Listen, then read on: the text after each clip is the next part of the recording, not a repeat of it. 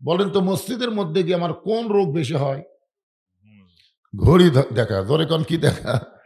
মসজিদের দেওয়াল ঘড়ির দিকে বারবার তাকায়, বারবার 5 মিনিটের মধ্যে 10 বার তাকাচ্ছে। তাকানোর পরেও পাশের লোকটাকে বলতেছে, ভাই দেখো তো তোমার ঘড়িতে আর কয় মিনিট আছে? কয় ভাই এখনো 2 মিনিট। কয় আজ ঘড়ি লড়তিছে না। ওই লোকটাই মসজিদ থেকে বের হয়ে জামাইল বাজারে গিয়ে চা স্টলে ঘন্টার পর ঘন্টা আড্ডা গুলি মারতেছে, একবারও ঘড়ি দেখতেছে না। কথা কন ঠিক কিনা? অথচ আমরা মসজিদের মধ্যে যখন ঢুকি, কোন পায়ে ঢুকি? ডান পায়ে ঢুকে একটা দোয়া পড়ি। আপনারা পড়েন? কি দোয়া? দোয়ার বাংলা অর্থ জানেন? আজকে আমরা অনেক আমল করি যার অর্থই জানি না। আমি এক মুসল্লিকে বলছিলাম, ভাই মসজিদে ডান পায়ে কেন ঢোকেন? বলে সবাই ঢোকে, আমিও ঢুকি। মানে কি জন্য ডান পায়ে ঢোকে? 20 বছর হলে নামাজ পড়তেছে, এখন পর্যন্ত জানে না। আচ্ছা, মসজিদে ডান পায়ে ঢোকার কারণ কি? কারণ আছে না নাই?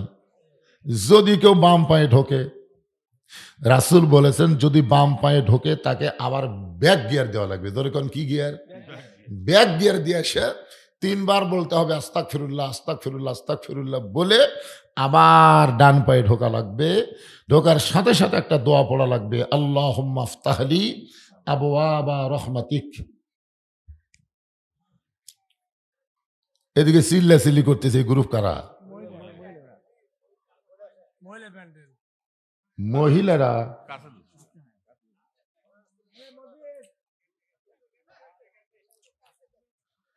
না শোনেন, যার বউ চিল্লাচ্ছে, যার বউ চিল্লাচ্ছে, আমি পরশুদিন এক মাহফিলে বলেছি, যার বউ মাথার চুল বেচা খায় ওই স্বামী জান্নাত যাবার পারবি না।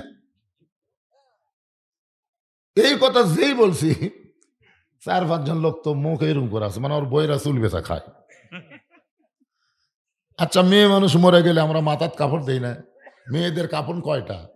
5টা কাপড়। একটা হলো বুক বান, সিনা বান, একটা হলো কি মাথা বান। তো মাথা বান্দার, মরার পরে মাথা বান্দার কারণ কি? যে মেয়েদের জন্য জোরে কোরআন তেলাওয়াত করাই জায়েজ নাই, জোরে কোরআন তেলাওয়াত করলে পরপুরুষ যদি শুনবার পায় তাহলে তাও মেয়েদের পাপ হবে। কোরআন শরীফ পড়লে পরপুরুষ শুনলে যদি পাপ হয়, তাহলে জোরে চিল্লাচিল্লি করলে ওই কথা শুনলে কি সোয়াব হবে? কতগুলো মরদ মানুষ বলছেন, বউ কয় যা তো হুড়াহুড়ি কর, ওই ঘরত বসে থাকে আর বউ লাগে দেয়। বউ এমন জোরে চিল্লায় গোটা পাড়া মাথার তোলে। যেই বাড়ির ভিতরে পুরুষ মানুষের কথা শোনা যায় না, মেয়ে মানুষের কথা শোনা যায়, ওই বাড়িতে আল্লাহ রহমত বরকতের দরজা বন্ধ করে দেয়। টাকা পয়সা থাকবে কিন্তু শান্তি থাকবে না। পুরুষ মানুষের কথা শোনা যাবে, মেয়ে মানুষের কথা শোনাই যাবে না। আর আমাদের উল্টা হচ্ছে, মরদ মানুষ চুপ হয়ে গেছে। আমরা সেটা খালেদা গেছে, হাসিনা গেছে, আর তো আপাতত সামনে কোনো মেয়ে মানুষ আমাকে উপরে চড়ার মতন যোগ্যতা নাই। জোরে কর কথা কন না রে ভাই। হাসিনা খালেদার সময় আমরা তলে আসিলাম, জোরে কন। আর তলে থাকার চান্স আছে? একটা ভারতত পলে আছে, আর একটা দুনিয়ার থেকে বিদায় নিছে। আপাতত কোনো মেয়ে মানুষ। তাহলে আমরা বলবো মেয়ে মানুষের দিন শেষ, মরদ মানুষের বাংলাদেশ। জোরে কন কথা ঠিক কিনা? তো মেয়ে মানুষ চিল্লাই করে, আরো চিল্লাবি? খালি থামা, খালি গোয়ালা আমার ভাঙ্গা। কঠিন শীতের কারণে অসুস্থই ছিলাম। আজকে গোলাম গোলাম হোসেন যদি দাওয়াত না নিত, আমি কমিটিকে বলতাম ভাই আমার পক্ষে সম্ভব না, কিন্তু এই ছেলেটা আমার খুব মহব্বতের, যার কারণে ভাঙ্গা গলা নিয়ে আজকে 2 ওয়াজ ছিল, একটা মিস করে দিয়ে এটা আইছি। অনেক আগে আইছি, আমি এত আগে আসি না, অনেক আগে মাগরিবের পর পরে আইছি। তো আমার গলা ভাঙ্গা, আপনাদেরও তার ভাঙ্গা না ভাঙ্গা। আপনি একটু হোহা করবেন, তার ওয়াজ ভালো হবে। আপনারা যদি মনে করেন হুজুরে গেছে আমরাও গেছি, তো কামসার। তো যেই কথা বলতেছিলাম, নামাজের কথা বলতেছি। জোরে কোন কিসের কথা? কারণ আল্লাহর পক্ষ থেকে পুরুষ মানুষের জন্য 1 নম্বর ইবাদতের নামই হলো নামাজ। জোরে কোন 1 নম্বর ইবাদতের নাম কি? নামাজ।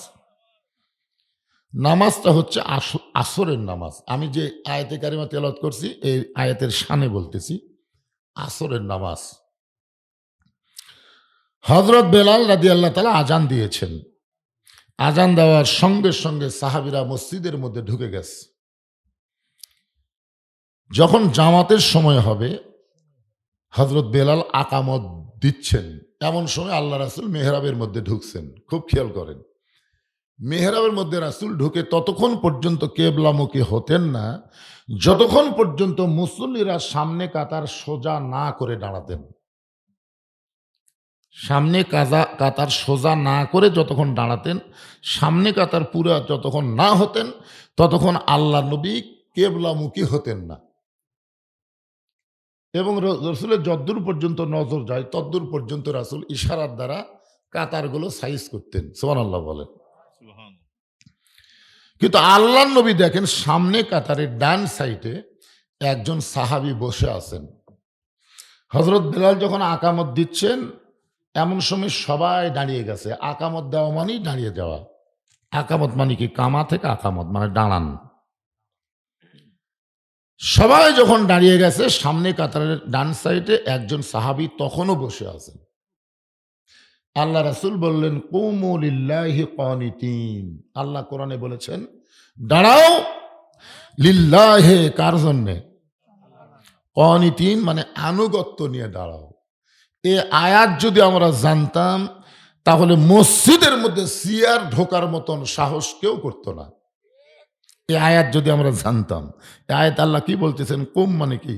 অর্ডার করতেছেন, দাঁড়াও দাঁড়াও। লিল্লাহি কার জন্যে? এরপরে যদি আল্লাহ বলতেন লিল্লাহি, এর খালি দাঁড়ালে হবে না, আনুগত্য নিয়ে দাঁড়াতে হবে। কারণ কার সামনে তুমি দাঁড়াইছো একটাবার ঈমান দিয়ে খেয়াল করো। তুমি প্রধানমন্ত্রী প্রেসিডেন্টের সামনে দাঁড়াওনি, তুমি দাঁড়াইছো আল্লাহর সামনে। জোরে বলেন, কার সামনে?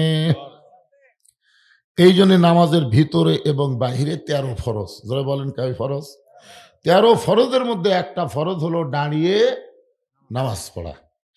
এখন যেই লোকটা জামাইলে হাঁটা হাঁটা বাজার করে, 10 কেজি ব্যাগ নিয়ে আপনাকে এই বড় পুকুর পর্যন্ত আসে, হেঁটে আসে, ভ্যানের টাকা দেয় না। কিন্তু এই লোকটা মসজিদের মধ্যে গিয়ে যদি সিয়ারত বসে, আপনাকে কি মনে হচ্ছে?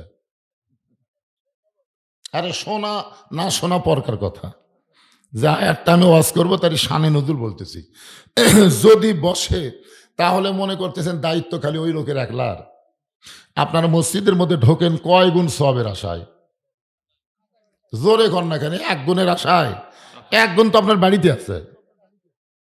27 গুণ সওয়াব যদি পাওয়ার চান, তাহলে একলা একলা নামাজ পড়লে হবে না, তো জামাতবদ্ধভাবে নামাজ পড়তে হবে। আর জামাতবদ্ধভাবে নামাজ পড়তে গেলে হেঁটা উঁচা করলে হবে না, কাতার সোজা করা লাগবে। আর কাতার সোজা করবার গেলে পায়ের গোড়ালির সঙ্গে গোড়ালি মিল করে দাঁড়াতে হবে। যেই লোকটা সিয়ারত বসছে আর গোড়াকুটি গেছে, তাহলে আপনি কি চান যে একটা দুর্বল অসুস্থ লোকের জন্য 27 গুণ সওয়াব কমে যাক? এটাকে আপনি চান? যদি না চান, তাহলে আপনার কাতার থেকে সিয়ার বের করে দেন। যদি 27 গুণ সওয়াব চান, তাহলে আপনার কাতারে কোনো সিয়ার থোয়া যাবে। এখন দ্বিতীয় কাতারের লোকেরাও যদি 27 গুণ চায়, তাহলে সিয়ার 3 নম্বর কাতার দেন। 3 নম্বর কাতারের লোকেরাও যদি 27 গুণ সওয়াব চায়, সিয়ার 4 নম্বর যাবি। 4 নম্বর কাতার যদি 27 গুণ সওয়াব চায়, সিয়ার আর মসজিদের মধ্যে থাকবে না, সিয়ার বারান্দাত এতিমের মতন পড়ে থাকবি। ধরে কোন কথা ঠিক কিনা? আল্লাহ রাসূল বললেন, কুমু লিল্লাহি কানিতিন, আল্লাহর জন্য দাঁড়াও আনুগত্য নিয়ে। ওই সাহাবী ছোট বাচ্চার মতন ফোঁফায় ফোঁফায় কাঁদতেছে।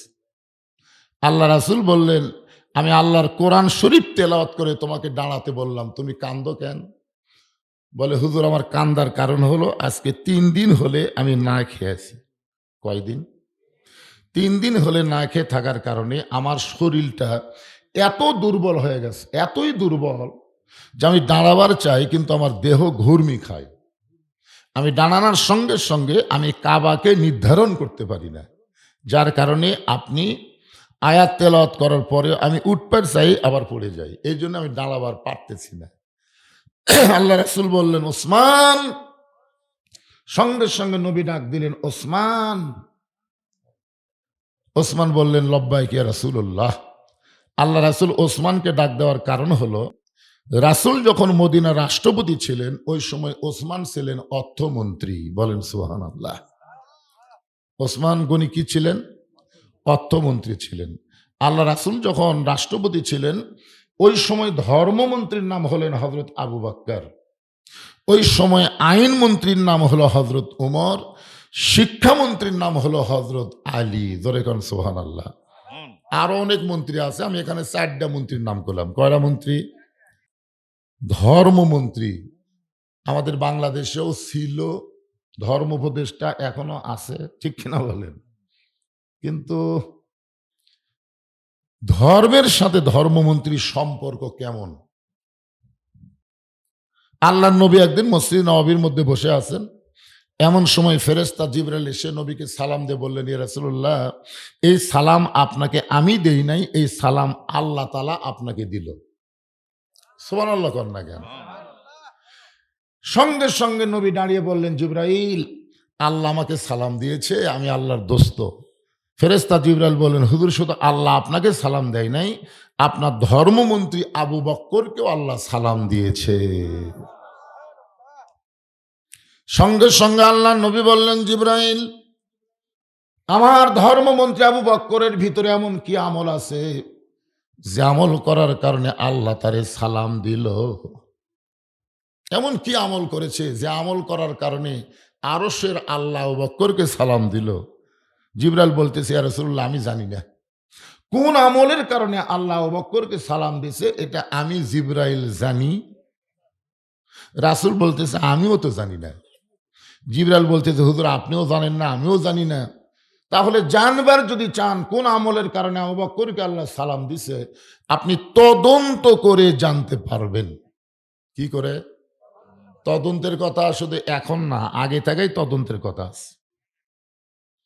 দুনিয়ার সমস্ত মানুষ যখন ঘুমায় যায় দরজার ডানে থাকার জন্য না, তো মাহফিলের দরজা কি ডানে থাকার জন্যে? এই বসবেন বসবেন, এই ডান সাইডে জায়গা আছে, ডান সাইডে আসতেছে না। হ্যাঁ, আপনারা একটু চাপে বসেন তো দেখি। তবারক আছে তো, বোঝেন না? কিছু ছেলে পেলে তো ওয়াজের জন্য আসবে না, তবারকের জন্য আসবে। তো ওরা চান্স নিলে পিছনে থাক। কি কন? ওদের আমরা জায়গা দিব। যারা তবারক খাওয়ার পার্টি তারা জায়গা পাবে পিছনে। আর যারা আল্লাহর কোরআনকে তবারক মনে করে, সবচাইতে শ্রেষ্ঠ তবারকের নাম কি? জোরে বলেন। হ্যাঁ, এই জন্য আপনারা একটু সামনে চাপে আসেন তো দেখি, আসেন। যাদের সামনে ফাঁকা ফাঁকা আছে, শীতের রাত, একটু চেপে বসেন, আল্লাহর রাস্তায় জিকির করেন আর চেপে বসেন, জিকির করেন। জিকিরের তালে তালে লা ইলাহা, এই তো ফাঁকা হতে আপনি চাপে আসেন, চাপে আসেন। লা ইলাহা ইল্লাল্লাহ।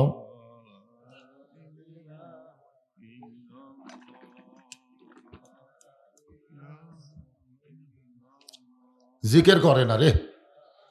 আল্লাহ রাসূল বলেছেন, কোন ব্যক্তি সারা জীবন যদি পাপ করে, সারা জীবন, মৃত্যুর সময় এই কলেমার জিকির যদি তার জবানে জারি থাকে, শুধুমাত্র জবানে কলেমার জিকির জারি থাকার কারণে আল্লাহ তার জীবনের সমস্ত গুনাহ মাফ করে দেয়।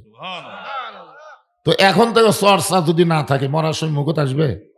একদম চর্চা তো এখন থেকে করা লাগবে। হ্যাঁ, সবাই চর্চা করেন, লা ইলাহা ইল্লাল্লাহ, লা ইলাহা ইল্লাল্লাহ, লা ইলাহা ইল্লাল্লাহ, লা ইলাহা ইল্লাল্লাহ, লা ইলাহা ইল্লাল্লাহ, লা ইলাহা, লা ইলাহা ইল্লাল্লাহু মুহাম্মাদুর রাসূলুল্লাহ। সকলে বলি সাল্লাল্লাহু আলাইহি ওয়াসাল্লাম। এই জন্যই বলবো যে মুহাম্মদ রাসূলুল্লাহ উচ্চারণ করলে সংক্ষিপ্ত দরুদ পড়া আমাদের উপরে ওয়াজিব হয়ে যায়। তোর এখন কি হয়ে যায়? হযরত আলী রাদিয়াল্লাহু বলেছেন, নবীর নাম উচ্চারণ করলো অথচ নবীর প্রতি দরুদ পড়লো না, ও হলো সবচাইতে বড় কৃপণ। আপনার বলেন তো, কৃপণের জায়গা কোন জায়গায়? কৃপণ, আল্লাহ রাসূল বলেছেন, আল বাখিলু লা ইয়াদখুলুল জান্নাহ বখিল কখনোই জান্নাতে যাবে না, কখনোই যাবে না। মারাত্মক কথা। তো যাই হোক, আমরা এই বখিলতা করব না। নবী ছাড়া আমাদের কোন উপায় আছে? আল্লাহ যদি পাবার চাই, নবী ছাড়া পাবেন ভাই? উপায় নাই রে, উপায় নাই রে, উপায় নাই। নবী বিনে আল্লাহ পাওয়ার উপায় নাই। এই জন্যে মহব্বতে, দরুদ শরীফ হলো মহাব্বত। আমি ইবাদতের ওয়াজ করতেছি, নামাজ হচ্ছে ইবাদত, আর দরুদ শরীফ কি? ওজন বেশি কার? সারা জীবনের ইবাদত এক পাল্লায়। আর আবু বক্করের এক রাত ফজরের নামাজ শেষ করার পরে নবী সাহাবীর দিকে মুখ ঘুরে বললেন, আবু বক্কর, তোমার সঙ্গে আমার গোপন কিছু গল্প আছে। যেই নবী বলেন, আবু বক্কর, তোমার সাথে আমার গোপন কিছু গল্প আছে, বলা মাত্রই সমস্ত সাহাবীরা মসজিদ থেকে বাইরে চলে গেলেন। সুবহানাল্লাহ বলেন না কেন?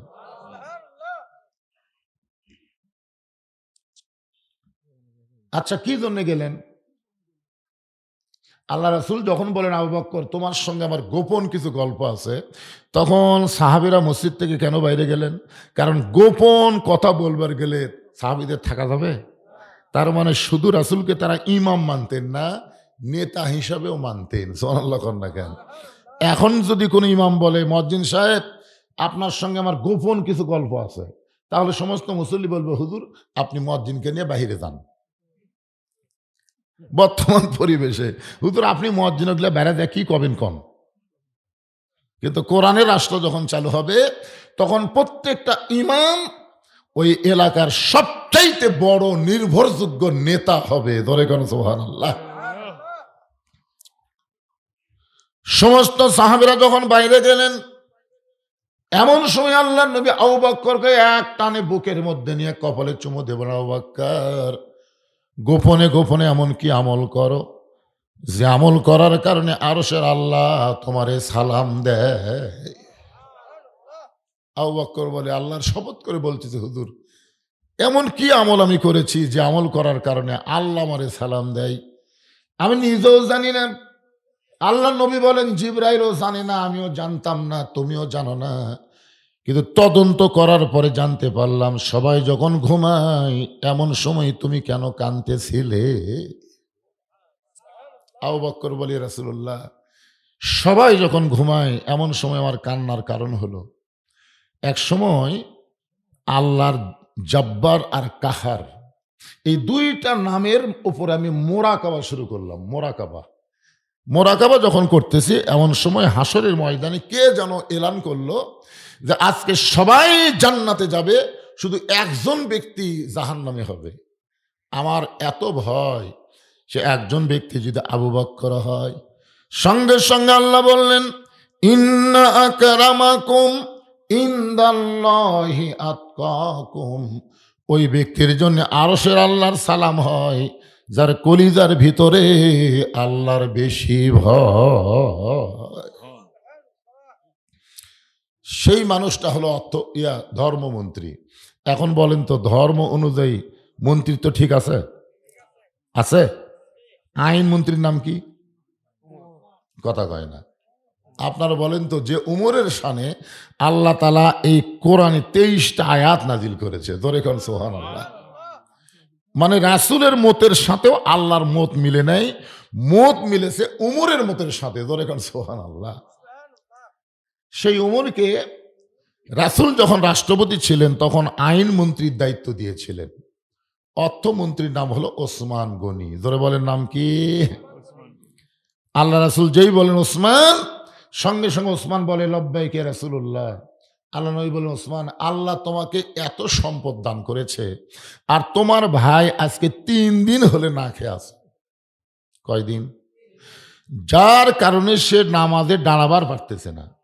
আল্লাহ তোমাকে এত সম্পদ দিল, আর তোমার ভাই 3 দিন হয়ে না খেয়ে থাকলো, তোমার কি করার কিছুই নাই?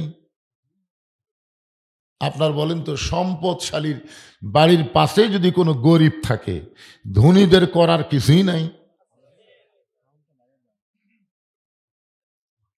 সাউন্ড বাড়া দিলেও হবে না, এটা সেটা নাই, সে মাইক না তো, এটা এটা আপনি গ্রামগঞ্জের ও দিয়া বেছে না, সব আইসক্রিম টাইসক্রিম বেছে।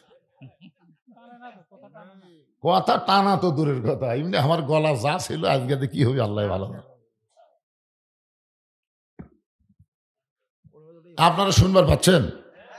আলহামদুলিল্লাহ, থাক, মেলার লোক শোনানোর কি দরকার। এখন সাউন্ড জোরে দিবি, মানে টানবার পারবি না, খালি ভম ভম ভম ভম করে যা হচ্ছে তা আর হবি না।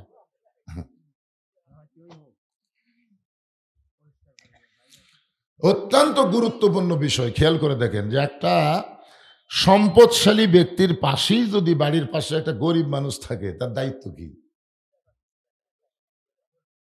দেখেন কোনোদিন? নিজে খালি সমানে গোস্ত কিনতেছেন আর খাচ্ছেন, আপনার বাড়ির তেলানি, ওরে বাবা, গরিবের বাড়ি শোনেন, প্রাচীর যতই দেন, গোস্তর তেলানি, মাছের তেলানি, ওগুলা কি প্রাচীর দিয়ে আটকাবার পারবেন? ওগুলা বাতাসে গরিবের বাড়ির যাবি। অনেক ধনী লোকের সন্তান কমলা খায়, শশা গরিবের বাড়ি ফেলে দেয়। গরিবের বাচ্চা ওই কমলার শশা খুলে নিয়ে বাবক কয় হামও খামো, বাপ কয় চাউল কেনার পয়সা নেই, কমলা খাবো, মারে সর। আপনার বলেন তো এই গুনাহ কার হবে? হ্যাঁ ভাইরে, সম্পদ আপনার না, আল্লাহ পাক আপনাকে দিছে পরীক্ষা করার জন্য। জোরে কোন কথা ঠিক কিনা? পরের জায়গা পরের জমি, ঘর বানায় আমি রই, আমি কিন্তু জমির মালিক নই। জমিদারের ইচ্ছা মতন দেই না জমিন চাষ, তাই তো ফসল ফলে না রে, দুঃখ 12 মাস। আমি খাজনা পাতি সবই দিলাম, তবু জমিন হয় যে নিলাম, এই দুঃখের কথা কারে কই। পরের জায়গা পরের জমি, ঘর বানায় আমি রই, আমি কিন্তু জায়গার মালিক নই। জায়গার মালিককে? জমিদারকে? জমিদারের ইচ্ছা, জমিদারের ইচ্ছা হলো আল্লাহর কোরআন অনুযায়ী চলা। ধরে কোন ঠিক কিনা? এই মাইকের সাউন্ড যেমন আসলো তেমন, মাইক আলা কোন জায়গায়? এই আগে যেটা আসলো সেরে দাও। এখন ওসমান গনি বলে, ইয়া রাসূলুল্লাহ, আমার ভাই যে আজকে 3 দিন হলে না খেয়ে আছে, এইটা যদি আমি আগে জানতাম, আমি নিজে না খাইয়া আমার ভাইয়ের বাড়িতে খাবার পৌঁছায় দিতাম। আপনার বলেন তো ওসমান গনির কথা অনুযায়ী আমল ঠিক? আজকে আমাদের বাংলাদেশে অনেক নেতারা বলতেছে গরিবের বন্ধু, সমাজ সেবক, জনদরদি। হায় হায়।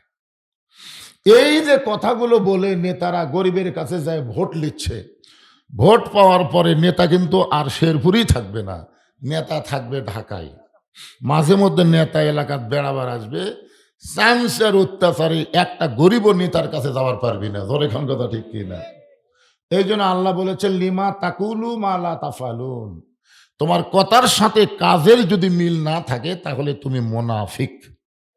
জোরে কোন কি ফিক? আরো জোরে কোন। অনেক বক্তারও ওয়াজের সাথে আমলের মিল নেই। এক ছাত্র হুজুরের কাছে প্রতিদিন কোরআন শরীফ পড়বার আসে। তো হুজুর বলতেছে, তোর কোরআন শরীফ পড়বার তোর বাড়ি? কই বাড়ি আমার খুবই দূরে হুজুর, ওই দিক দিয়ে ঘুরে ঘুরে ব্রিজ দিয়ে পার হয়ে আপনার কাছে এসে পড়ি। এমন কোন দোয়া আছে যে দোয়া পড়ে নদী পার হওয়া যায়? তো হুজুর বলতেছে, পাগলা, বিসমিল্লাহকে চোখ বন্ধ করবি, তাহলেই পার হবি। হুজুর মনে করছে চোখ বন্ধ করে পানি পাও দিয়ে ডুবে গেলে আর দোয়ার দেখা যাবি না। তুমি এই হুজুরের কথা বিশ্বাস করে ওই সেদিন থেকে বিসমিল্লাহকে চোখ বন্ধ করে নদীর ওই পারে চলে যায়। প্রতিদিন এইভাবেই কিন্তু আসতেছে। একদিন ওর মা বলতেছে, যেই পীর সাহেবের কথায়, যেই হুজুরের কথাই তুই ব্রিজ ছাড়া, নৌকা ছাড়া নদী পার হওয়ার পারিস, সে হুজুরকে একদিন দাওয়াত দিত। তো এখন হুজুরকে দাওয়াত দিছে, দাওয়াত দেয় ব্রিজের দিকে না দেয়, সরাসরি নদীর দিকে যাচ্ছে। হুজুর বলে, কারে এদিকে তো নৌকা ব্রিজ নাই। আমি যাই তো। তুই কিভাবে যাস? আপনার দোয়াতেই যাই হুজুর। এখন এই ছাত্র যে বিসমিল্লাহকে চোখ বন্ধ করছে, নদীর ওই পারে চলে গেছে। বলে, হুজুর আপনি ডানা আছেন কেন? বিসমিল্লাহকে চোখ বন্ধ করেন। হুজুর বিসমিল্লাহকে চোখ বন্ধ করছে, ঢপ করে ডুবে গেছে। হুজুর আপনি ডুবে গেলেন? বলে, আমি ওয়াজত আছি রে, কিন্তু আমলত নাই।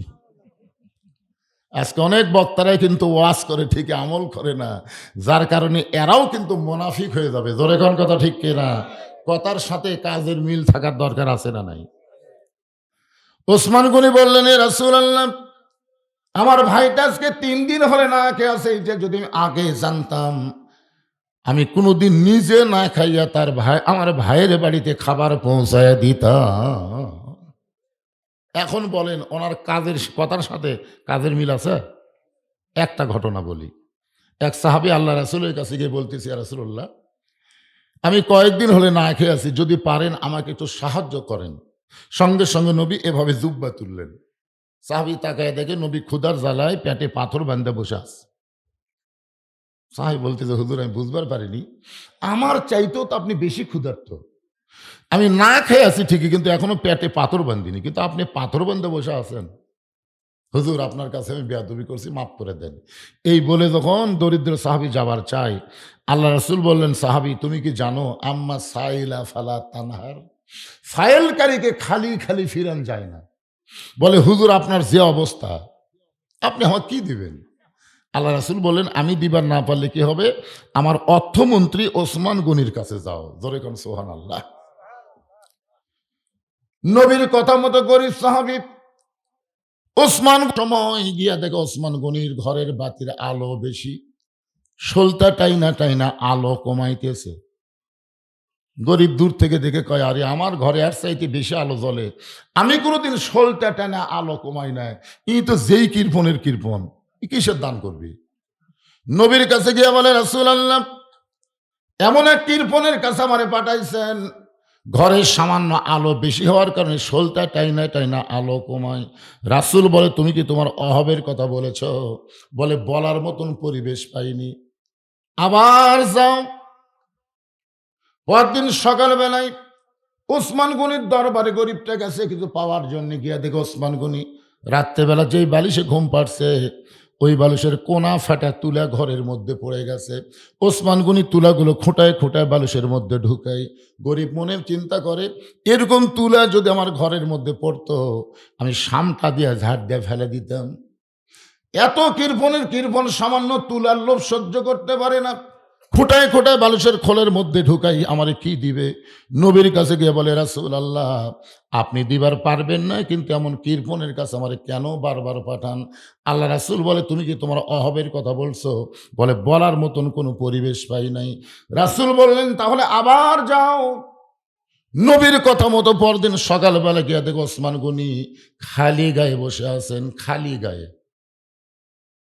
লোকটা চিন্তায় পড়ে গেল, কেন খালি গিয়ে বসে আছেন? কিছুক্ষণ পরে দেখতে পাই ওসমান গনির কোলের মধ্যে একটা পাঞ্জাবি কয়েক জায়গায় ছিঁড়ে গেছে। ওই ছিঁড়া পাঞ্জাবি সেলাই করবেন, কিন্তু শোয়ের মধ্যে সুতা ঢোকাবার পারতেছেন না। চোখের পাওয়ার কম হওয়ার কারণে শোয়ের মধ্যে সুতা ঢোকাবার যখন পারতেছেন না, বারবার চেষ্টা করেও হয় না।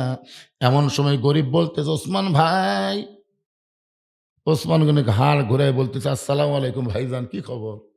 বলে, রাস্তা দিয়ে যাচ্ছিলাম, কিন্তু আপনার করুণ অবস্থা, শুয়ের মধ্যে সুতা ঢোকাবার পারতেছেন না, দেন আমি শুয়ের মধ্যে সুতা ঢুকাই দিই।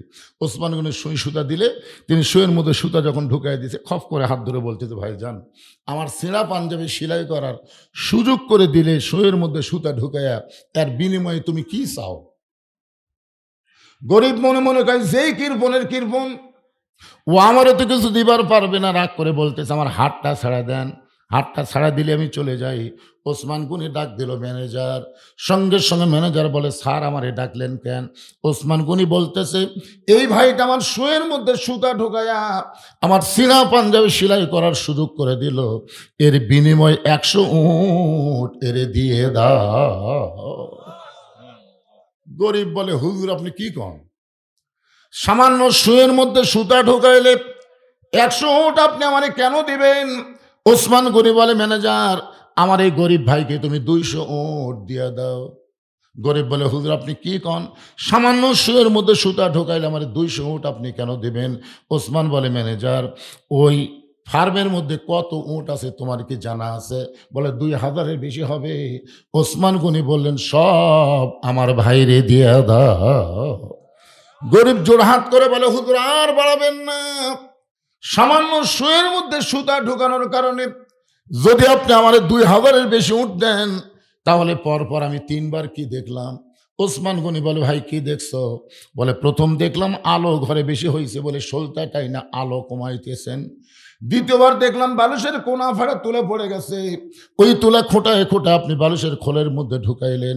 আর তৃতীয়বার দেখলাম সেনা পাঞ্জাবি সেলাই করবেন, শুয়ের মধ্যে সুতা ঢোকাবার পারতেছেন না। ওসমান গনি কান্দের বলে, পাগল, তুমি 3বার যা দেখছো তার নাম হলো দুনিয়া, আর তোমার যেইটা দিলাম তার নাম হলো আখিরাত। এই দুনিয়াতে ওসমানের আলোর কোনো দরকার নাই। এই দুনিয়াতে সামান্য 2 দিনের দুনিয়াতে ওসমানের আরামের বালিশের কোনো দরকার নাই। এই 2 দিনের দুনিয়ায় ওসমানের নতুন পাঞ্জাবির দরকার নাই। ওসমান হলো আখেরাতের কাঙ্গাল।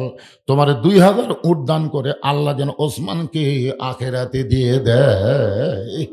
এখন আপনারা বলেন, কথার সাথে কাজের মিল আছে না নাই? এমনি অর্থমন্ত্রী, আল্লাহ রাসূল বলে, ওসমান, তাহলে নামাজ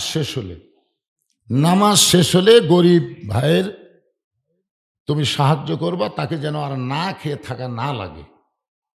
এই কথা আল্লাহ রাসূল ওসমানকে বলি, গরিবের দিকে তাকায় বলতেছে, এই আজকের দিনে বসাই নামাজ পড়ো, আজকের দিনে বসাই নামাজ পড়ো, মাটির বসা নামাজ হবে, কিন্তু সিয়ারত হবে না। আমার কথাই বুঝতে পারলেন? সিয়ার আর মাটি দুইটাকে এক না তো। চেয়ারত বসলে পাওনি 3 আদায় হয় না, আনুগত্য হয় না। অনেক লোক আবার কতগুলো দেখবেন চেয়ার দিকে হেলান দেয় না, নামাজ তো খাড়া হবার পারেনি, চেয়ারত বসে আবার হেলান মারিছে, হেলান। আল্লাহর সঙ্গে গাদ্দারি করা যাবে? আল্লাহ রাসূল বললেন, আজকের দিনে তুমি মাটিতে বসাই নামাজ পড়ো, কারণ 3 দিন না খাওয়ার কারণে এত দুর্বল তখন হয়েছে, ওটা আবার বাড়তেছ না। আজকের দিনে বসাই নামাজ পড়ো। নামাজ শেষ হওয়ার সঙ্গে সঙ্গে ওসমানের কাছে যাবে, ওসমান এমন দেওয়া দিবে তোমার আর কোনোদিন না খেয়ে থাকা লাগবে না। সুবহানাল্লাহ রাখেন। ওসমান গনিকে কম দিবি? কি মনে হয়? শোয়ের মধ্যে সুতা ঢুকালে কটি দেয়? 2000 কি দেয়? উঠ বোঝেন? আমরা কয়েকবার হজ করবার গেছি, এখন পর্যন্ত ছাগল ছাড়া দুম্বাই কোরবানি দিবার পারিনি।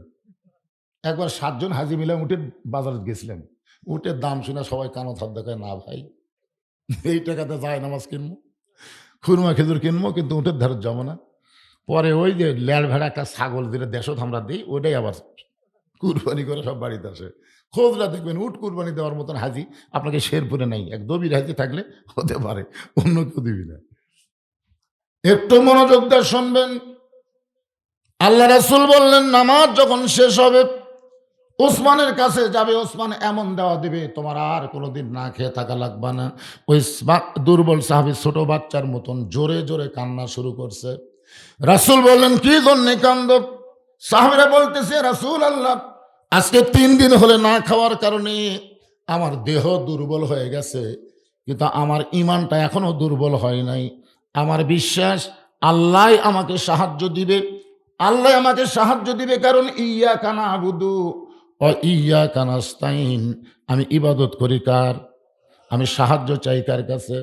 যতক্ষণ আমার ঈমান বলবে আল্লাহ আমাকে সাহায্য দিবে, দরকার হলে আমি না খাইয়া মরে যাব, কিন্তু আমার আল্লাহ বাদ দিয়া ওসমানের কাছে আমি যাব না। আস্তাইনু বিসসবরি ওয়াস সালাহ। দরকার হলে ওই দুর্বল সাহাবী বলতেছে, আমি না খাইয়া মরেই যাব, কিন্তু আমার আল্লাহ বাদ দিয়ে আমি ওসমানের কাছে যাব না।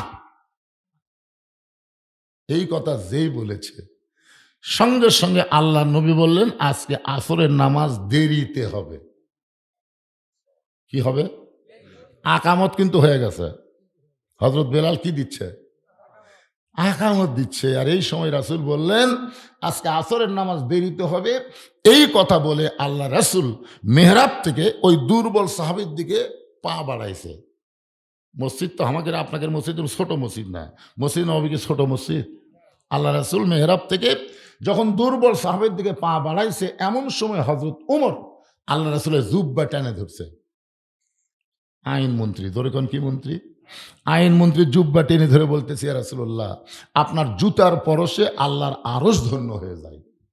সুবহানাল্লাহ, কেন আপনার জুতার পরশে আল্লাহর আরজ ধন্য হয়ে যায়, আর আপনি কেন দুর্বল সাহাবীর কাছে যাবেন? আপনি হুকুম দেন, টাইমে আপনার কাছে নিয়ে আসবো। ওমর ফারুকের আইনমন্ত্রী মনে মনে চিন্তা করতেছে, ওই সাহাবী হয়তো বেয়াদবি করছে, কারণ নবী বলতেছেন আমার শেষ করে ওসমানের কাছে যাও, আর উনি বলতেছে আমি বেঁচে থাকা অবস্থায় যাবো না। তার নবীর সাথে বেয়াদবি হলো না? কথা বলেন, হলো কি হলো না? এই জন্যে উমর ফারুক বলতেছে, হুজুর আপনার জুতার পরশে আল্লাহর আরজ ধন্য হয়, আপনি কেন ওর কাছে যাবেন? বরং আপনি হুকুম দেন, অক্সিয়াং দোলা করে আপনার কাছে নিয়ে আসতেছি। এমন সময় আল্লাহ নবী, ওমর তুমি দুই চোখ দিয়ে দুর্বল সাহাবী দেখতেছো, এই দুইটা চক্ষু বন্ধ করো। আমি নবী কেন ওর কাছে যাই এটা তুমি দুই চোখ দিয়ে দেখলে বুঝতে পারবা না। সুবহানাল্লাহ। আমি নবী কেন দুর্বলের কাছে যাচ্ছি এটাই দুই চোখ দিয়ে দেখলে বুঝতে পারবা না। এটা দেখবার গেলে তোমার দুই চোখ বন্ধ করে দেখা লাগবে। এখন আপনাদের কাছে আমার প্রশ্ন হলো, দুই চোখ বন্ধ করে কি দেখা যায়? আমরা সেই মুসলমান, দুই চোখ বন্ধ করে দেখবার পাই না। অথচ ছোটবেলায় প্রত্যেকটা মুরব্বী লেখাপড়া করছে, একে চন্দ্র, দুয়ে পক্ষ, তিনে নিত্র। নিত্র মানে চোখ। চোখ কয়টা? তাহলে দুই চোখ বন্ধ করলে দেখা যায় না, তো ওই চোখের খবর কি?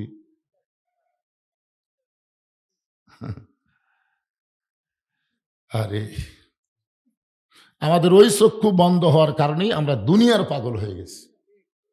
এই দুই চোখের সাথে যদি ওই চোখটাও থাকতো তাহলে আমরা দুনিয়ার এত পাগল হতাম না। তিনতলা চারতলা বাড়ির দিকে না তাকায়া আমরা বারবার কবরের দিকে তাকাতাম। জোরে কোন কথা ঠিক না?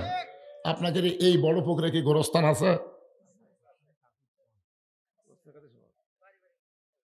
হায় হায়,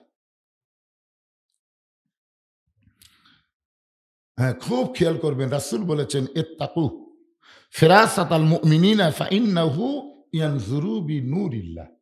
তোমার এই দুই চোখ দিয়ে দেখতে গেলে লাইটের আলো লাগবে, চন্দ্রের আলো লাগবে, সূর্যের আলো লাগবে। যদি আলো না থাকে তুমি বলবে দেখা যায় না, তাই বলবে না? দেখা যায় না, বারে চোখ ঠিকই আছে তারপরেও দেখা যায় না, কারণ এই দুই চোখ নিজেতে দেখে না, একটা কারো মাধ্যমে দেখে।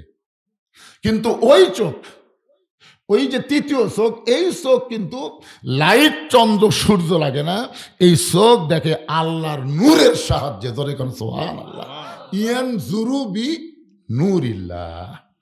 আপনার বলেন তো এই দুই চোখ খুলবে কেমনে, কোন আমলের দ্বারা? এতক্ষণ ধরে যে ওয়াজ করতেছি কিসের? এই কথাটা কর না কেন, কোন আমলের দ্বারা? আরো জোরে বলেন। রাসূল কেন বললেন আনতা আবুদুল্লাহ কাআন্নাকা তারাহু ফাইন লাম তাকুন তারাহু ফাইন্নাহু ইয়ারাকা? রাসূল কেন বললেন আসসালাতু মিরাজুল মুমিনিন, নামাজ হচ্ছে মুমিনদের মেরাজ? এগুলা কি রাসূল ইয়ার কি করে বলছে? আজকে সেই মসজিদকে কেন্দ্র করে মাহফিল। এখন আল্লাহ রাসূল কেন দুর্বল সাহাবীর দিকে যাচ্ছে?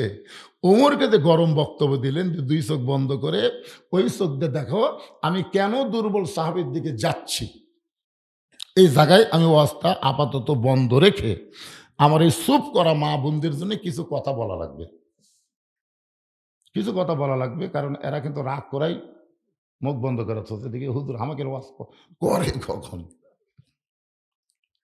আল্লাহ রাসূল একদিন ফাতেমাকে বলল, ফাতেমা তুমি একটা আমলের কারণে আল্লাহ তোমাকে জান্নাতি নারীদের নেত্রী বানাচ্ছে, সেই আমলটার নাম হলো পর্দা। ফাতেমা বলতেছে, বাবা তাহলে পৃথিবীর মধ্যে আমি হলাম সবচাইতে শ্রেষ্ঠ, যে আল্লাহ আমাকে জান্নাতি নারীদের নেত্রী বানায় দিয়েছে। সুবহানাল্লাহ না কেন? আল্লাহ রাসূল বলেন, ফাতেমা তুমি যেন মন খারাপ করো না, আমি একটা কথা বলবো, আল্লাহ আমাকে জানাইছে। কে জানাইছে? আল্লাহ তোমাকে জান্নাতি নারীদের নেত্রী বানাচ্ছে, এটা যেমন ঠিক, তবে তোমার আগে একজন মেয়েকে আল্লাহ জান্নাত দিবে। আর আপনার সুবহানাল্লাহ বলতেছেন না? রাসূল বলেন, ফাতেমা আল্লাহ তোমাকে জান্নাতের নেত্রী বানাইছে, কিন্তু তোমার আগেও একজন মেয়েকে আল্লাহ জান্নাত দেবে। সঙ্গে সঙ্গে ফাতেমার মনটা খারাপ করে বলে, বাবা আমার আগে যে মেয়েটা জান্নাতে যাবে এই মেয়েটা এমন কি আমল করলো, ওই মেয়েটার পরিচয় কি, মেয়েটা থাকে কোন জায়গায়?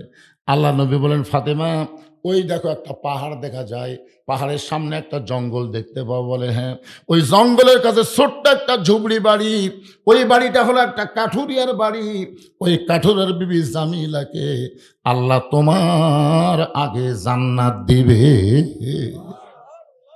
আপনারা তো সুবহানাল্লাহ করছেন, কিন্তু ফাতেমা সুবহানাল্লাহ? ফাতেমার চোখ দিয়ে পানি বের করে বলে, বাবা ওই একটা সাধারণ কাঠুরিয়া হাত কেটে খায়, একটা সাধারণ কাঠুরিয়ার বউ আমার আগে জান্নাতে যাবে, এমন কি আমল করলো? সে আমলটার কথা আমাকে একটু বলে দেন। আল্লাহ রাসূল বলে, ফাতেমা কোন আমলের কারণে আল্লাহ কাঠুরের বউকে তোমার আগে জান্নাতে দিবে এটা আমি বলতে পারবো না, তুমি তদন্ত করে জেনে নাও। এ মায়েরা যারা বসে আছেন শোনেন, ফাতেমার আগে যে মেয়েটা জান্নাতে যাবে কি আমল করে এটা তদন্ত করে জেনে নাও। পরের দিন ফাতেমা আসরের নামাজের পরে চুপি চুপি পর্দা নিশে ফাতেমা জামিলার বাড়ির দরজাত গেছে আমল জানার জন্য। কি জানার জন্য? দরজায় দিয়ে ডাক দিলেন জামিলা, সঙ্গে সঙ্গে জামিলা দরজা এসে কাঁদতেছেন। ফাতেমা বললেন, আমি নবীর মেয়ে ফাতেমা, তোমার দরজায় মেহেরবানি করে দরজা খুলে দাও। জামিলা ছোট বাচ্চার মতন দরজায় কান্দে। ফাতেমা বলে, জামিলা কান্দার কারণ কি? বলে, আমার সারা জীবনের সাধনা, আমি নবীর মেয়ে ফাতেমাকে এক নজর দেখতে চাই। ফাতেমা বললেন, দরজা খুললি আমার সঙ্গে দেখা হবে, তাহলে কান্দো কেন? জামিলা বলতেছে, আমি দরজা খুলতে পারতেছি না, কারণ আমার স্বামী বাড়িতে নাই, আর স্বামীর হুকুম ছাড়া ফাতেমার জন্য দরজা খুলতেও আমি বড় ভয় পাই। ফাতেমা চমকে উঠছে, ওরে বাবা রে, একটা মেয়ের সাথে একটা মেয়ে দেখা করবে, এখানেও বলে স্বামীর হুকুম লাগবে। আর সেই মেয়ে কি সাধারণ মেয়ে? যে মেয়েটা দরজার এপারে দাঁড়িয়ে জামিলাকে ডাকতেছে, আপনার বলেন সেই মেয়ে কি সাধারণ মেয়ে? তাহলে নবীর মেয়ে ফাতেমার সঙ্গে দেখা করতে গেলে স্বামীর হুকুম ছাড়া দেখা করা যায় না। এই মেয়েটা কি এটা আমাকে জানাই লাগবে। ফাতেমার আগ্রহ আর বেড়ে গেছে। জামিলা বলতেছে, মন খারাপ করেন না, আজকের মতো আপনি ফেরত যান, আগামীকাল এই সময় আসা মাত্রই আমি দরজা খুলে দিব, আমার সঙ্গে আপনার দেখা হবে। কারণ আমার স্বামী রাত্রেবেলা বাড়িতে আসবে কাঠ বিক্রি করে, আমি স্বামীর কাছ থেকে হুকুম নিব, আগামীকাল এই সময় আসেন, দরজা খুলে দিব। ফাতেমা বললেন, অবশ্যই আসবো ইনশা। চলে আসলেন বাড়িতে। পরের দিন আসরের নামাজের পরে ফাতেমা যখন আবার জামিলার বাড়ির দিকে রওনা দেয়, এমন সময় ফাতেমার ছোট ছেলে হোসাইন সামনে দাঁড়ায় বলে, মা গতকাল অনেক বেলা অনেকক্ষণ আপনাকে খুঁজেছি মা, অনেকক্ষণ পর্যন্ত খুঁজেছি, কিন্তু আপনাকে বাড়িতে পাই নাই। গতকাল এই সময় কোথায় গেছিলেন, আজকেও কোথায় যাবেন? আজকে আর আপনাকে একা যাইতে দেব না, আমি হোসাইন আপনার সঙ্গে যাবার চাই। হাসান হইলে বুঝান যাইতো, কিন্তু হোসেন জেদি হওয়ার কারণে ফাতেমা কিছুই বলতে পারতেছেন না। ওই হোসেনকে সঙ্গে করে জামিলার বাড়ির দরজায় হোসেন দৌড়ে গিয়ে বলতেছে, মা গতকালে এই ভাঙ্গা বাড়ির দরজায় আপনি আইছিলেন, আজকেও আসলেন, এই বাড়িতে এমন কি আছে মা, যেই বাড়িতে আমার মা আসে, এই বাড়িওয়ালা কেন আমার মায়ের কাছে যায় না? ধরে কর না সুবহানাল্লাহ। প্রত্যেকটা ছেলে তার মাকে ভালোবাসে কম না বেশি? যে আমার মা এই ভাঙ্গা বাড়ির দরজায় গতকাল আইসে, আজকেও আইলো, এমন কি আছে এই বাড়িতে, আমার মা কেন আসে? এমন সময় ফাতেমা গিয়ে বলে, জামিলা তুমি কি দরজা খুলবা? জামিলা বলতেছে, 1 ঘন্টা হলে খোলার জন্য দাঁড়িয়ে আছি। ফাতেমা বলতেছে, তাহলে দরজা খুলে দাও। জামিলা বলতেছে, কে যেন আপনাকে মা মা বলে ডাকতেছে, ওই বাচ্চাকে নিয়ে যদি আপনি ঢুকতে চান তাহলে আজকের মতো আপনি ফেরত যান, কারণ আমার স্বামী শুধু আপনার ব্যাপারে দরজা খোলার হুকুম দিচ্ছে, আপনি বাচ্চা কাচ্চা নিয়ে আসবেন এই ব্যাপারে তো আমার স্বামী হুকুম দেয় নাই। সঙ্গে সঙ্গে হোসেন চিল্লায় বলে, মা এই মেয়েটা অত্যন্ত খারাপ মেয়ে মা, যে মেয়েটা আমি ছোট্ট একটা মানুষ তোমার সঙ্গে থাকার কারণে দরজা খোলে না, এই মেয়েটা কোনোদিন ভালো মেয়ে হতে পারে না। এমন সময় ফাতেমা হোসেনকে কোলে নিয়ে কপালে একটা চুমু দিয়ে বলে, বাবু তুমি ছোট্ট মানুষ, তুমি বলতে তো খারাপ মেয়ে, অথচ তোমার নানা বলেছে ওই মেয়েটা তোমার মায়ের আগে আল্লাহর জান্নাতে যাবে। তুমি ছোট্ট মানুষ, তুমি বোঝো না, এই কারণেই তুমি বলতেছো খারাপ মেয়ে। কিন্তু তোমার নানা বলেছে ওই মেয়েটা তোমার মায়ের আগে জান্নাতে যাবে। সঙ্গে সঙ্গে হোসাইন মায়ের হাত ধরে বলতেছে, মা তাহলে অজাতা এই জায়গায় ঘুরে লাভ নাই, আসল জায়গায় তোমাকে নিয়ে যেতে চাই। হোসাইন মায়ের হাত ধরে বলতেছে, অজাতা এ জায়গায় ঘুরে লাভ নাই, আসল জায়গায় তোমাকে নিয়ে যাবার চাই। এখন আপনারা বলে তো মুসলমানের জন্য আসল জায়গার নাম কি? মসজিদ। আগলা আব্দুল আলিম কছে, আব্দুল আলিম মনে বড় আশা ছিল আমি যাব মদিনায়। ওই সময় কিন্তু বহু আলেম আব্দুল আলিমের এই গানে খুব রাগ করছিল। ওই সময় রাগ করে বলেছিল, আব্দুল আলিম তো মূর্খ মানুষ, এই জন্য কি করতে কি কয়। আব্দুল আলিম বলল, আলিম সাহেবরা কি বলা লাগবে? তখন আলেমেরা বলল, আপনি বলেন, মনে বড় আশা ছিল আমি যাব মক্কা মদিনায়। আপনি মক্কারে বাদ দিয়ে শুধু মদিনায় যাবার চান? মক্কা আল্লাহর ঘর, মদিনায় রাসূলের রওজা। আব্দুল আলিম বললেন, রে আলেমেরা শোনো, আল্লাহ কোরআনে বলেছেন, কুল হে রাসূল আপনি বলেন, ইন কুনতুম তুহিব্বুনাল্লাহ ফাত্তাবিউনি, কেউ যদি আল্লাহকে পাওয়ার চায়, নবী ছাড়া আল্লাহ পাওয়ার কোনো উপায় নাই। মদিনার মানুষটাকে যদি হাত করতে পারো, মদিনার মানুষটার আদর্শ যদি অনুসরণ করতে পারো, তাহলে শুধু মক্কা না, মক্কার মালিক আল্লাহ পর্যন্ত তোমার হয়ে যাবে। এখন বলেন আসল জায়গা কোনটা, মক্কা না মদিনা? আরো জোরে কন। আচ্ছা, সরকার যদি আপনাদের সুযোগ দেয় যে আপনাদেরকে সুযোগ দিলাম মক্কা মদিনার যে কোনো জায়গায় যাওয়া লাগবে ফিরি ফিরি, যারা মক্কার যাবা তারা মদিনার যাওয়ার পারবে না, আর যারা মদিনার যাবা তারা মক্কার যাওয়ার পারবেন না, আপনারা কোন জায়গার টিকিট কাটবেন? দেখছেন? আমি দেখছি রে ভাই, যখন মক্কা থেকে মদিনায় যাওয়ার কথা মুআল্লিম বলল যে আগামীকাল ফজরের পরে আমরা মদিনার উদ্দেশ্যে রওনা দেব, আমি দেখছি সারা রাত একটা হাদিস আমরা ঘুম পাড়িনি। মদিনার যাওয়ার জন্য এমন ব্যাকুল, বুঝলেন, খালি কান দেখায়, হুজুর মদিনার যা কোন আমল বেশি করলে নবীর সাথে দেখা হবে। আরে পাগলা, নবীর কাছেই তো যাচ্ছে, বেশি বেশি দূরত পড়বে। আমি দেখি কেউ ঘুমায়নি। আবার যেদিন বলতেছে আজকে মদিনার থেকে মক্কার যাওয়া লাগবে, দেখি সব কানতেছে। আমি কান্দেন কেন? মক্কা আল্লাহ না হুজুর, মদিনার থেকে যাওয়ার মন চায় না হুজুর। আহ, মদিনায় কি আছে? যারা হজ করবার গেছে তারা বুঝবার পারবে কি আছে মদিনায়। রাসূল যখন মদিনায় ছিল তখন মক্কার কাফেরেরা কাবা ঘরের মধ্যে ৩৬০টা মূর্তি ঢুকেছে। তোর এখন কথা ঠিক কিনা? যখন রাসূল মক্কা বিজয় করলেন, কাবা ঘরের ভিতর থেকে মূর্তিগুলো বের করে যখন ভাঙতেছিলেন, সাহাবেরা বললেন, ইয়া রাসূলুল্লাহ, আল্লাহর ঘর, অথচ কাফেরেরা মূর্তি ঢুকালো, আল্লাহ কি করলো? আল্লাহ নবী বললেন, সাহাবেরা শোনো, আল্লাহর ঘর নিরাপদ তখনই থাকবে যখন আল্লাহওয়ালারা আল্লাহর ঘরের কাছে থাকবে। আল্লাহওয়ালারা না থাকলে আল্লাহর ঘরের মধ্যে কুত্তা ঢুকবে, আল্লাহর ঘরের মধ্যে গরু ঢুকবে। জোরে কোন কথা ঠিক কথা কন না?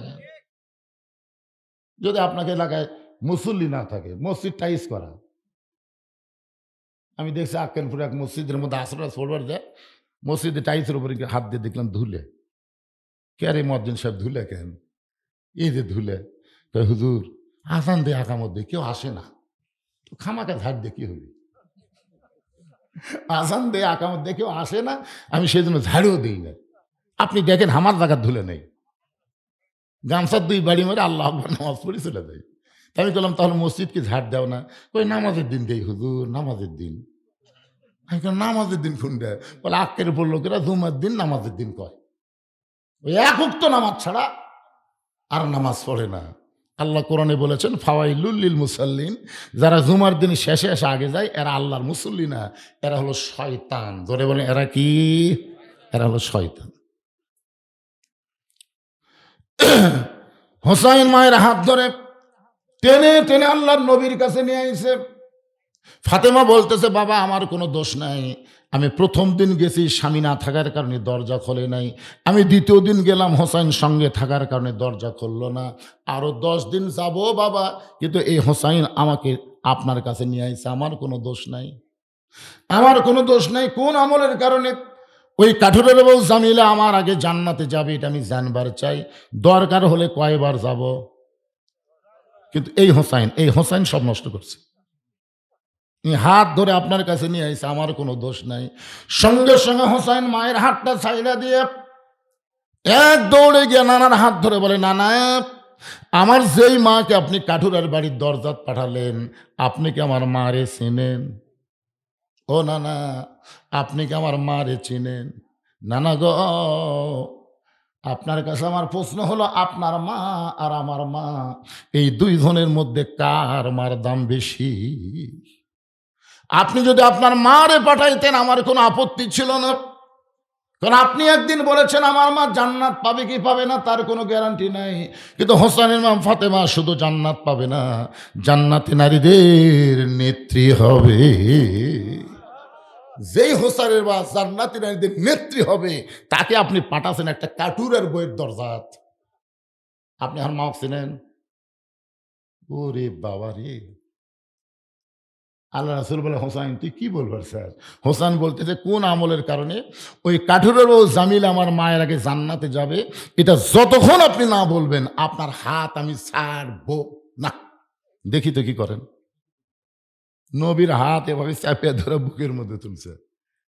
জেদি বেশি, বুঝলেন না? সঙ্গে সঙ্গে আল্লাহ নবী ডাকছে, আলী রে, কে রে আলী? আলী দৌড়াইছে। হুজুর আমারে ডাকলেন কেন? দেখ তোর বেটা যেভাবে আমার হাত চাপে ধরছে। হোসেন বলতে, আলী বলতে যাই, হোসেন এই নানার হাত ছেড়ে দাও।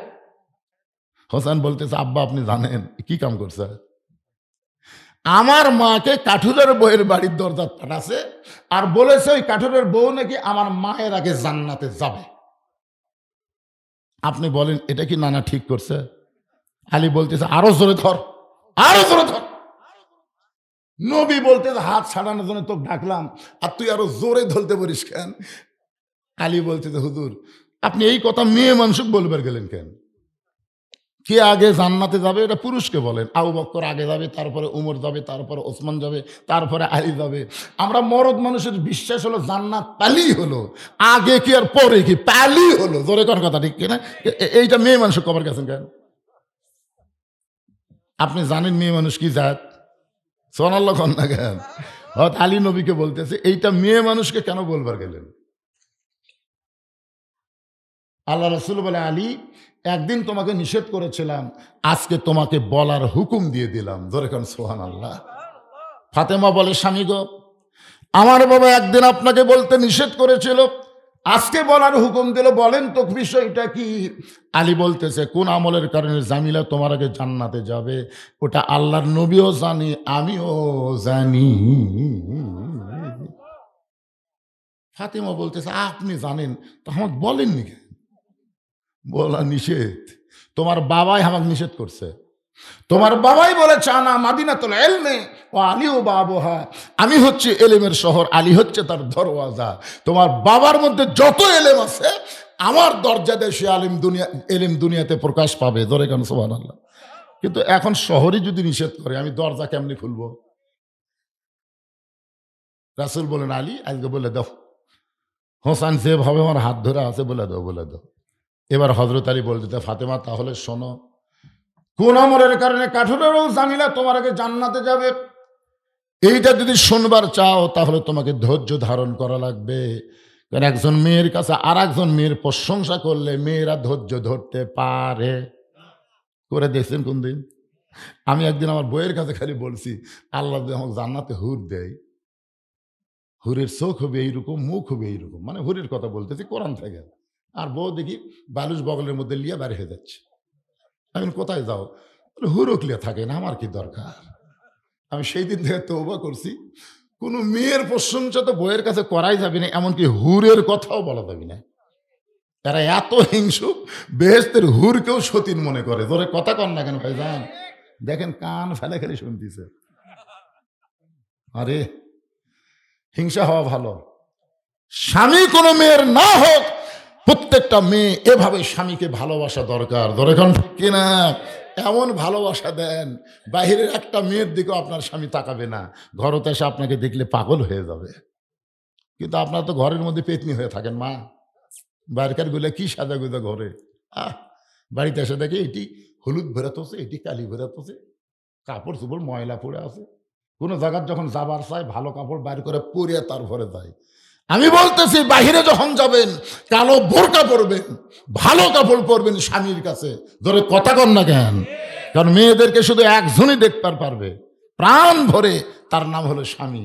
স্বামী ছাড়া কোনো পরপুরুষ মেয়েদেরকে দেখতে পারবে? জোরে বলেন, পারবে? আলী বলতেছেন, ফাতেমা তাহলে শোনো, তোমার কি মনে আছে একদিন দুপুর বেলায় তুমি আমার সামনে কাঁদতেছিলে? আমি বললাম, ফাতেমা কান্দো কেন? ফাতেমা বলে, স্বামী গো, আপনি জানেন না, আপনার হাসান হোসেন না খেয়ে কাঁদতে কাঁদতে ঘুমিয়ে গেছে। ঘুম থেকে ওঠার পরে খাবার বায়না করবে, গোটা বাড়ি তন্ন তন্ন করে খুঁজলাম, খাবার কিছুই নাই, আপনার পকেটের মধ্যেও পয়সা নাই। ওগো স্বামী, এই ওন্নাটা আপনাকে দিলাম, এই ওন্নাটা বিক্রি করে যে টাকা হবে সেই টাকা দিয়ে আজকের মতো হাসান হোসেনের জন্য খাবার নিয়ে আসেন। আলী বলতেছেন, ফাতেমা তুমি যখন ওন্নাখানা আমারে দিলে, আমি সঙ্গে সঙ্গে ওন্নাটা পকেটের মধ্যে নিয়ে বাজারের দিকে রওনা দিলাম। যখনই বাজারের মধ্যে গেলাম, এমন সময় আমার মন বলতে, চালি রে, তুই ওন্না বিক্রি করে যদি ওন্না যদি বের করে বিক্রি করতে চাস, আর খরিদ্দার যদি জিজ্ঞাসা করে এটা কার ওন্না, তুমি যদি বলো আমার বইয়ের ওন্না, তাহলে খরিদ্দার মনে মনে চিন্তা করবে যেই ব্যক্তি বইয়ের জিনিস বেচা খায় সেই পুরুষ হলো দুর্বল পুরুষ। আপনার বলেন তো, হযরত আলী দুর্বল না সবল? কদ্দুর সবল! আল্লাহ রাসূল বলেছেন, আলী ও আসাদুল্লাহিল গালিব, আলী এত সবল, আলী হচ্ছে আল্লাহর সিংহ। জোরে কোন সুবহানাল্লাহ। কিন্তু মন বলতেছে, আলী পকেট থেকে অন্না বের করবার চাইলেই খরিদ্দার যে জিজ্ঞাসা করে কার অন্না, তুমি যদি বলে আমার বইয়ের অন্না,